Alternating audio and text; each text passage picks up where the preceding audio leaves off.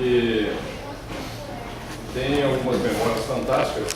Além de eu ter carregado no colo, em condições específicas, que muito me honra, mas eu falo sempre isso, porque eu sou muito amigo do pai. E eu e o pai dela tivemos uma questão que só as brigas de galo extremamente disputadas é que se comparavam à briga que eu tive com o pai dela. Violenta. Era uma questão operística, entendeu? Ele era apaixonado por Maria Callas e eu achava que Renata Tebaldi era muito melhor que a Maria Callas.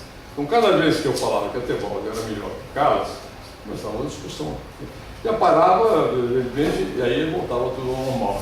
Aí, a prova é que um dia, uma das vezes que eu vim aqui, ela me deu um presente, que é o disco que eu mais escuto até hoje. Ah, que bom. Putz, está lá na minha mesa de trabalho e tal. Ela me deu um CD duplo de Maria Callas, assim, confirmando exatamente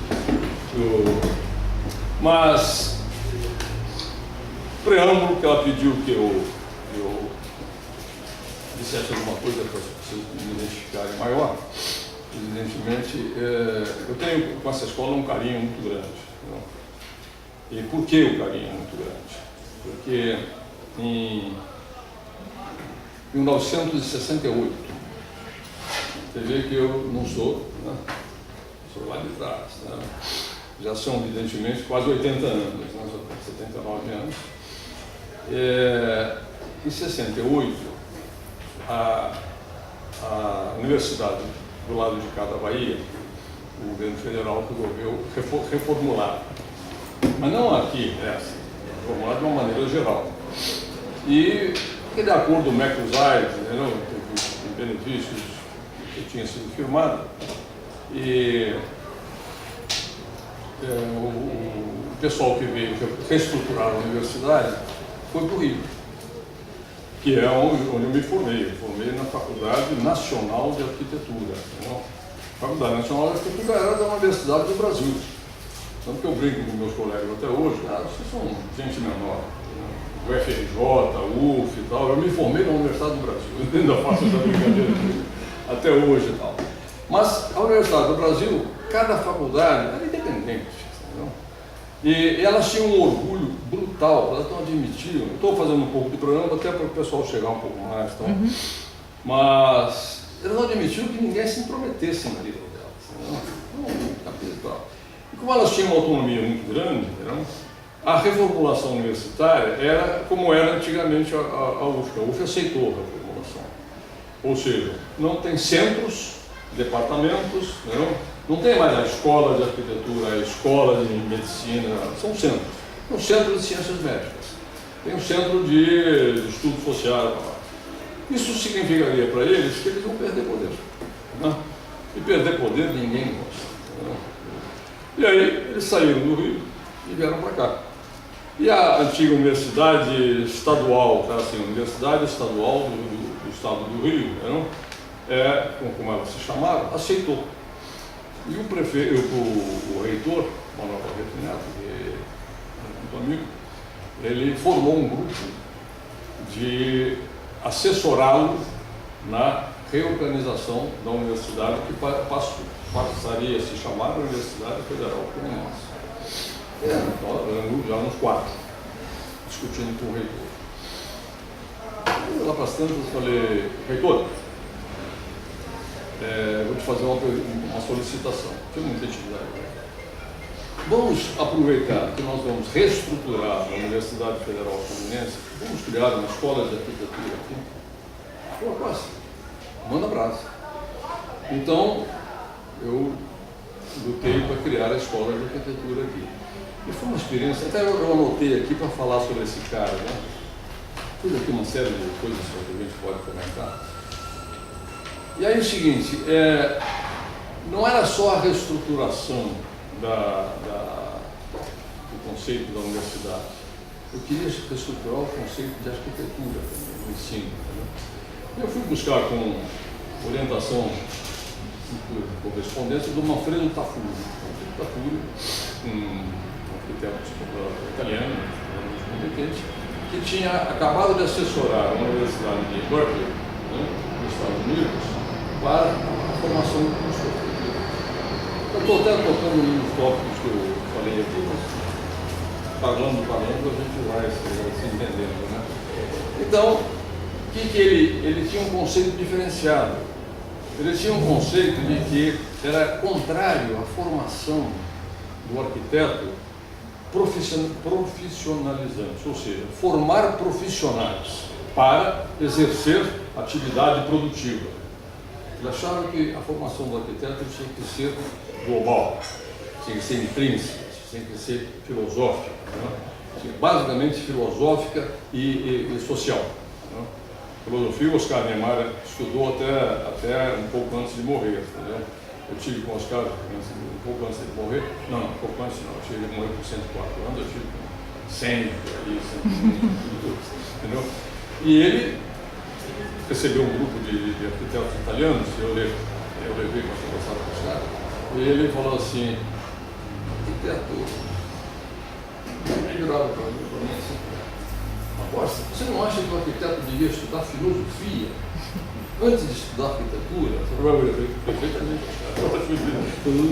E, obviamente, o Tafuri, ele tinha essa ideia da formação global do arquiteto, não essa formação que eu te ensino a projetar, e você vai lá no escritório, projeta e atende o mercado. Não, nada contra, mas ele tinha essa filosofia. E aí, a gente foi num curso de arquitetura que atendia a dois aspectos. Esse, que é a formação filosófica do arquiteto, e um outro que era muito peculiar. Não? Licença. Olha lá, que era muito peculiar. É o seguinte, se vocês olharem, fizeram um levantamento de todas as escolas de arquitetura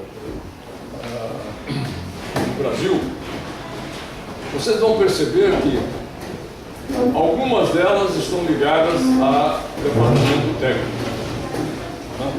Ligadas à escola de engenharia, ao centro técnico. E outras estão ligadas ao centro de arte. Por quê? Porque aqueles, quando o Oscar Niemeyer da CIB criou a Universidade de Brasília, ele foi o centro de arte.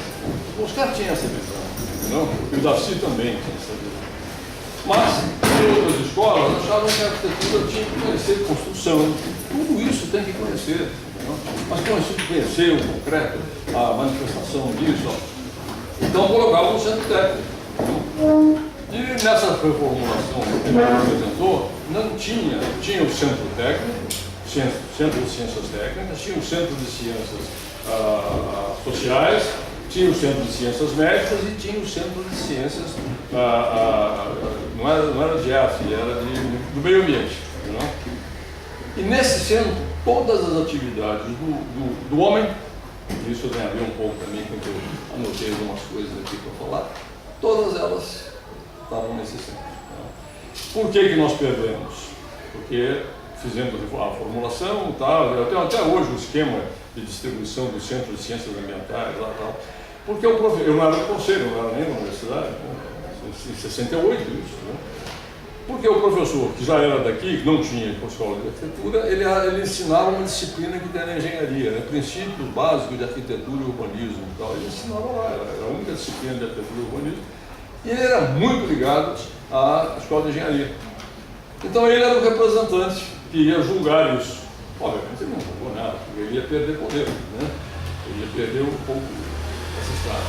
Então eu comecei a falar, mas agora o pessoal chegou, por esse carinho que eu tenho aqui com essa escola, porque ela nasceu de um diálogo do Rui Veloso, Marlice Nazaré, Luiz Calheiros Cruz, não era sozinho não.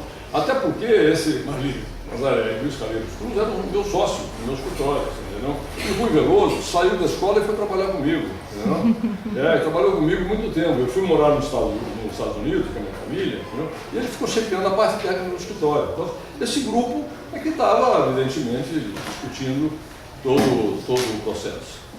Bom, essa menina falou assim, fala sobre arquitetura. É muito assunto, é muito vasto. E eu eu me lembro uma vez do American Institute of Architects, então, nos Estados Unidos, ele fez um estudo sobre quais são as atividades que o arquiteto trabalha. Pasmo, ele achou mais de 400 atividades que os arquitetos exercem a profissão. Só aí dá uma ideia para ver o que significa, né, o campo da arquitetura.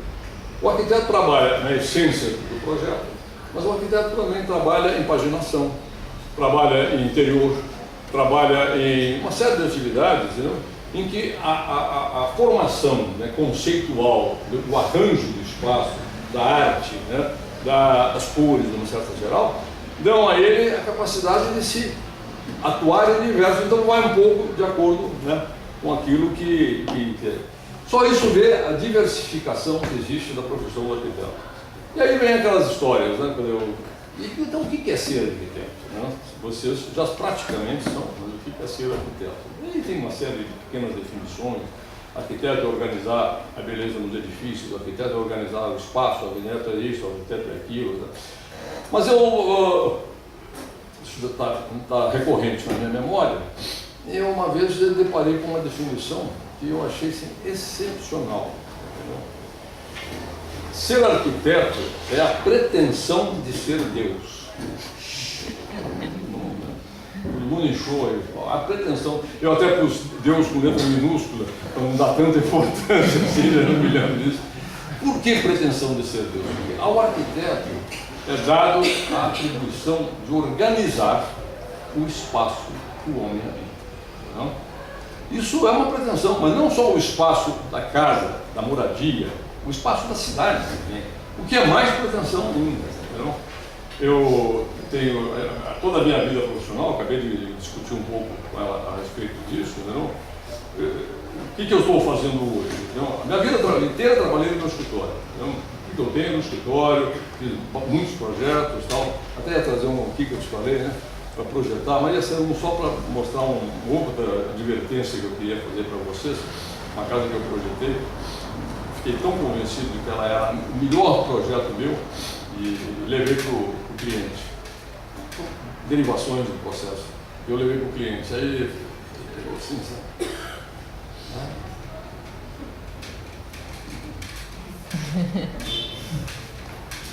Vou mostrar para minha mulher, vou falar com você. Passa um mês, passa dois, passa três, passa quatro, ele me deu assim, um dia eu falei assim, desistiu? Minha mulher desistiu.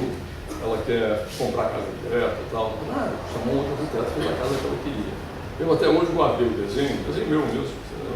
Então, uma beleza de casa, era impossível naquela época ele aceitar uma casa, porque isso também é um tema que eu queria debater com vocês. Ela era uma proposta, até mostrei para um amigo meu, ele falou assim, mas você não é avançado, não, você é abusado. Não? Ser avançado na arquitetura é o que a gente até pode discutir aqui, mais ou menos elaborado.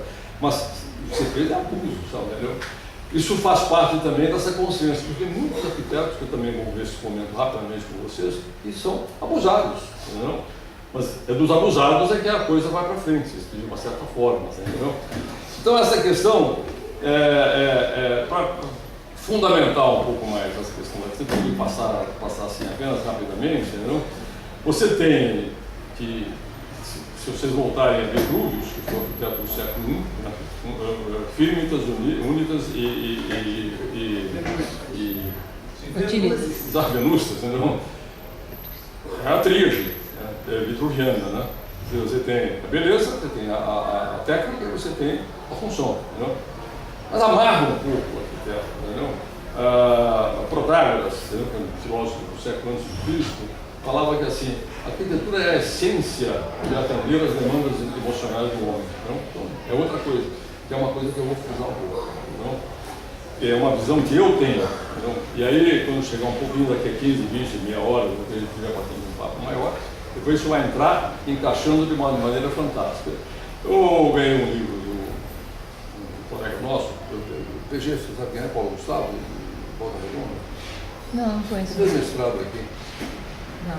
Eu ganhei um livro dele que é como é que chama? A Casa de Adão no Paraíso. É de um arquiteto, entendeu? Pickler. E a Casa de Adão no Paraíso é uma história de como é que a arquitetura começou. Não? Ele acha que a arquitetura começou quando o homem precisou necessidade de abrigo, não era mais nômade. E ele faz um trabalho excepcional disso e tal. Então tem uma crítica que fizeram no livro dele, que fizeram assim, ele faz um retrocesso, ele voltou a vivência do homem para trás, mas ele não voltou a vivência para trás. O livro dele volta e interpenetra no espaço da arquitetura. Só lendo o livro dele. Por quê? Porque ele não discute que a origem técnica. O homem começou fazendo folhas de palmeira para fazer abrigos, tal, saindo do nomadismo, tal, depois melhorou a concepção do material, tal. Mas ele retornou no sentido de entrar dentro do que significa o processo de arquitetura. E é essa busca do espaço da arquitetura, entendeu, que me fascina também. Entendeu? Algumas experiências profissionais eu tive que me foram muito gratificantes, né, por esse aspecto de você tentar compreender o que é o espaço do homem, entendeu? No certo sentido. Bom, essa escola, só para atuar num outro aspecto, também rapidamente, essa escola nasceu sobre uma época muito significativa para nós arquitetos. Houve uma pequena reação durante um certo tempo, e eu participei dela, em que o arquiteto fazia casa para quem tinha dinheiro. Esses donos de arquitetos aí e tal. Eu mesmo já falei isso do Oscar. Entendeu? O Oscar só trabalhou no poder. O Oscar só trabalhou para o governo e para a igreja. Entendeu? Pouquíssimas obras do Oscar foram para o particular que pediu o projeto dele. Entendeu? Mas tudo bem, é um processo participativo que ele tem. Mas na maioria das vezes, o arquiteto atendia quem podia ter dinheiro, ou seja, atendia mais ao capital do que ao social. E houve uma reação a respeito disso. E eu fui um deles. Não? Essa escola foi criada, eu falei rapidamente a formação dela, essa escola foi criada diante da ótica que o arquiteto tem que ter um atendimento dessa visão social. Tanto é que em todas as reuniões que eu participei dos encontros de arquitetura no Brasil todo, o pessoal falava assim, então, ou vocês mudam, ou vocês não vão ensinar arquitetura. Por quê? Porque vocês só ensinam o aluno a visitar a favela, entendeu? Olha só. Isso nos idos de décadas atrás. Eu tive um pequeno entreveiro, se eu posso falar isso, de uma aluna que não passou, entendeu? E ela se rebelou contra não ter passado, né? E recorreu para a reitoria e tal, surgiu um questionamento, mas eu no final mantive a minha posição e tudo voltou. Ela fez um discurso aqui, então, a escadaria aqui da entrada, aqui, essa escada aqui, né? Ela subiu na escada, juntou os amigos que não tinham passado também e fez um discurso criticando a escola de arquitetura que vocês estão se formando. Não? Eu estou aprendendo muito arquitetura aqui, estou aprendendo a usar bambu para escoar água de morro, eu já aprendi a fazer argamassa de colocar tijolo para melhorar o acesso à favela do tal. E ela quis fazer uma crítica que essa escola só tinha um pensamento, evidentemente, dentro dessa conotação. Na realidade, houve, durante um certo tempo, um movimento de rebeldia, que os arquitetos atendiam só a uma classe favorecida. Entendeu? E, inclusive, existiam manifestações que eram extremamente, por uma certa forma, irreais. Entendeu? Vocês, não sei se conheceram o arquiteto Fábio Penteado, conheceu? Uhum.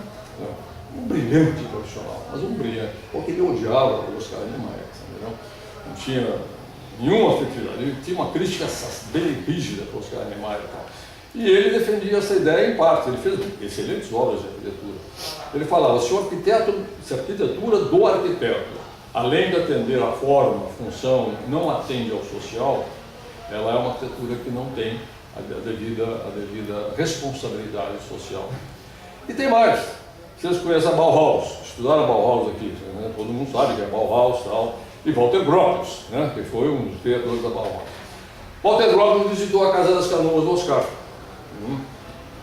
Bauhaus, sistematização da produção, sequência de produção em série, desenhos pré-estabelecidos, formatização do desenho para ajudar na formação, na beleza do desenho, que o desenho não tinha nada, tal, tudo excelente, mas dentro de uma ótica de atendimento às funções específicas para que aquilo servia, só que incorporando a Venustas, né,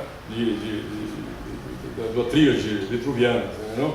Então, chegou lá, Rob, gostou, tal, excelente sua casa, beleza, aliás, eu acho um dos monumentos de arquitetura mais fantásticos do meu ponto de vista, né? Outra coisa que se aparecer chance a gente comenta.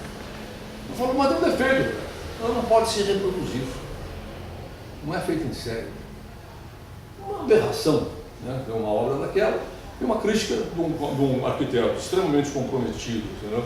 Com um processo de standardização dos modelos de utilização da sociedade, com uma forma bela, entendeu? Fazer uma questão dessa.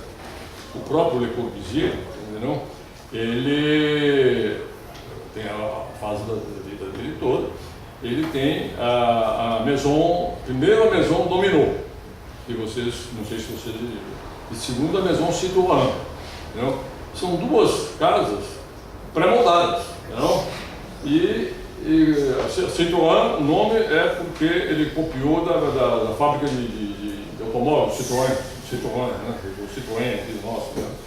E a Dominó é a primeira vez que Corbusier estabeleceu a independência da estrutura, e depois, evidente, o Lúcio Costa entrou, todo mundo entrou, que você tinha uma estrutura independente. Antigamente você já via as paredes, tinha lá as estímulos das paredes, então, e ela não tinha uma estrutura independente, o que permitiu você liberar os vãos internos da arquitetura. E o Corbusier várias vezes citou que a arquitetura em vez da revolução, entendeu?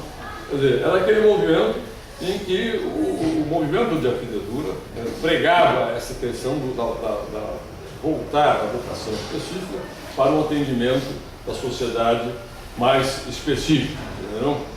Bom,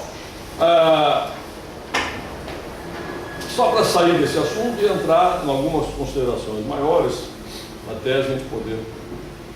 Eu acho que a decisão, vocês estão no ponto, aquele point of no return, né? O que significa o point of no return? Significa que é agora ou não é mais, né? Entendeu? Desculpe a sinceridade, eu comecei a dar aula de todas as disciplinas, de uma certa forma, né? Mas uma das que eu mais gostava era a introdução ao projeto. Por quê? Eu pegava a cabeça vazia. Entendeu? O que significa pegar a cabeça vazia? Porque você vai adquirindo contextos na formação do teu raciocínio. Eu, quando eu recebi o convite dela para dar um papo com vocês aqui, ela, não sei, ano passado, ela falou sobre a questão da formulação, como você chega ao projeto. É uma coisa que me dá um interesse brutal, né? E eu acho que isso é uma coisa que devia ser mais discutida. É como que você parte de um objeto de fazer um espaço para o homem e como é que você coordena uma infinidade de demandas e de exigências que têm que ser atendidas simultaneamente. Então, eu já julguei muito o projeto, não? Até dos nossos alunos, mas também com congressos de fora, internacionais. Não? Tive essa oportunidade de ser convidado para julgar o projeto. Não os internacionais ou os nacionais, nem tanto, tal. Mas a questão de que, erradamente, eu não estou agora querendo entrar no método da análise, mas erradamente, você senta e atende a função que o cliente te demandou. O que o cliente te demandou? Eu preciso morar, uma casa, meus hábitos são esses, eu quero uma sala de estar, sala de jantar, daqui a pouco está demodê, uma sala de jantar, eu quero uma suíte, eu quero 2 quartos, eu tenho 2 filhos, quarto empregada, aí você pega e formula aquilo. Não é por aí. E depois ele vai levantar as paredes. Ele já fez a planta. A planta foi aprovada pelo cliente. Estou dando uma deturpação como exemplo. Lamentavelmente, isso aconteceu muito, com muitos colegas. A planta está feita, o cliente aprovou. Mas agora, aquilo precisa virar volumetria. E não é levantando as paredes que você cria volumetria. geometria nasce exatamente no mesmo momento em que você começa a querer atender a uma demanda de um ser humano. E quais são as demandas? Todas. A temperatura, o vento, o sol, a insolação, entendeu? O espaço, a circulação, as variáveis internas. Tudo isso precisa vir simultaneamente. Cada vez que a gente vai batendo papo, né, o problema é sair depois não saber voltar, né? Isso é um problema sério. E meu filho é cirurgião, né? Já está com 50 e lá vai pegar 56, assim.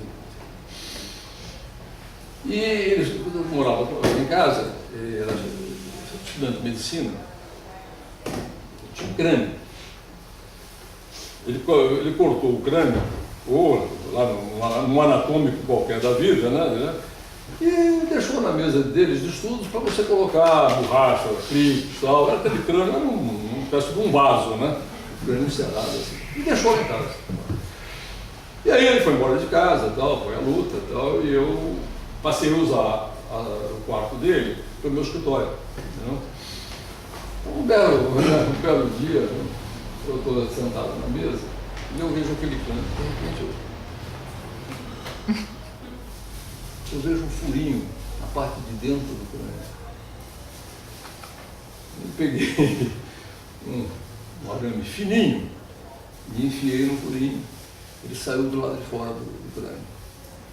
Aí eu fui fazer uma pesquisa, era o canal auditivo. Eu fiquei pensando, isso tudo se forma simultaneamente. A massa óssea vai se formando, mas vocês já pensaram, isso é um milagre da produção do ser humano. Mas aquele trecho que tem 1,5 centímetro, nem isso, não? Ele tem um orifício extremamente polido. Não? Aliás, o crânio por dentro é ultra polido, ultra polido. De fora ele pode ser diferente. A massa óssea vai se formando e resulta num buraquinho de nem milimétrico, entendeu? Para passar um nervo. E o nervo não pode passar apertado, porque senão... Eu pensei, um ótimo exemplo para eu bater papo com meus alunos.